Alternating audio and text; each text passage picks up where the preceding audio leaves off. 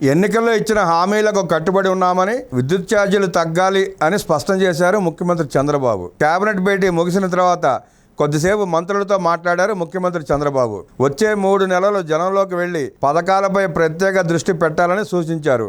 MLC ఎన్నికల్లో మంత్రులు కీలకంగా వ్యవహరించి ప్రచారం నిర్వహించాలన్నారు.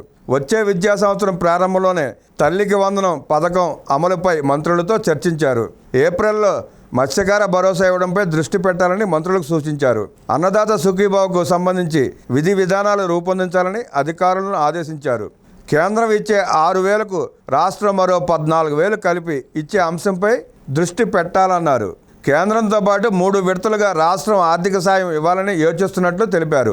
బడులు తెరిచే నాటికి డిఎస్సి పోస్టులు భర్తీ చేయాలని ఆదేశించారు. రానున్న రోజుల్లో విద్యుత్ ఛార్జీలు పెరగడానికి వీల్లేదని సీఎం తేల్చి చెప్పారు. సమగ్ర పవర్ మేనేజ్మెంట్తో రానున్న రోజుల్లో విద్యుత్ ఛార్జీలు వీలైతే తగ్గాలి తప్ప పెరగడానికి వీల్లేదన్నారు.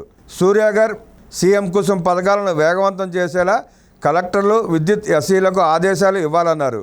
విద్యుత్ సంస్కరణలో భాగంగా 7,50,000 ఉద్యోగాల హామీని ఎప్పటికప్పుడు పర్యవేక్షించాలని సూచించారు. ఎన్ని పెట్టుబడులు అమల్లోకి వచ్చాయో ఎప్పటికప్పుడు పరిశీలించి అందుకు తగ్గట్టు ఉద్యోగాల కల్పనపై దృష్టి సారించాలన్నారు. వచ్చే విద్యా సంవత్సరం పాఠశాలలు పునఃప్రారంభం అయ్యేలోగా డిఎస్సి నియామకాలు పూర్తి చేయాలని సీఎం ఆదేశించారు. నకిలీ రిజిస్ట్రేషన్లను అరికట్టేందుకు అన్ని చర్యలు తీసుకోవాలని అధికారులను సీఎం ఆదేశించారు.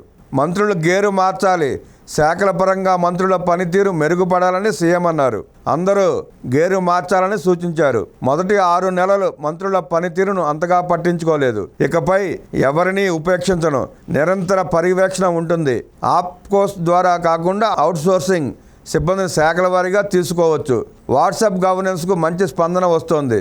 వివిధ పథకాల అమలు తీరుపై చేయిస్తున్న సర్వేల్లో సానుకూల స్పందన వస్తోందని ముఖ్యమంత్రి అన్నారు.